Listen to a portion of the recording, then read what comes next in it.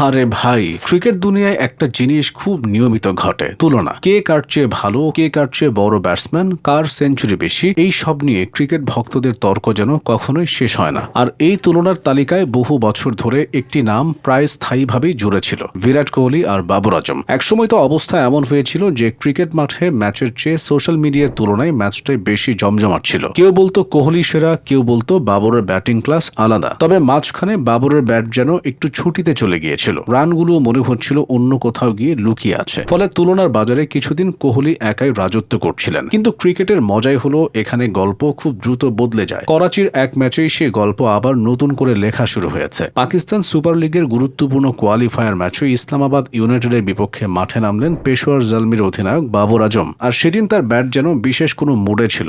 বল আসছে আর বাবর সেটাকে এমনভাবে মাঠের বিভিন্ন জায়গায় পাঠাচ্ছেন যেন বলের সঙ্গে তার ব্যক্তিগত কোনো হিসাব আছে। মাত্র 59 বলে 103 রান শুনতে যতটা সহজ লাগে, মাঠে সেটা করা ততটা সহজ নয়। কিন্তু বাবরের ব্যাটিং দেখে মনে হচ্ছিল ব্যাপারটা খুবই স্বাভাবিক। 4, 6 আবার 4। স্কোরবোর্ড এত দ্রুত এগোচ্ছিল যে বোলারদের মুখ দেখে মনে হচ্ছিল তারা ভাবছে আজকে আমরা ভুল করে কি ক্রিকেট মাঠে চলে এসেছে। শেষ পর্যন্ত বাবরের দুর্দান্ত সেঞ্চুরিতে পেশোয়ার জলমি জিতে গেল 70 রানে। আর স্বাভাবিকভাবেই ম্যাচ সেরার পুরস্কারও গেল বাবরের হাতেই। এই ইনিংসের পরে শুধু ম্যাচ জেতা হয়নি, পরিসংখ্যানের বইতেও একটু নড়াচড়া শুরু হয়েছে।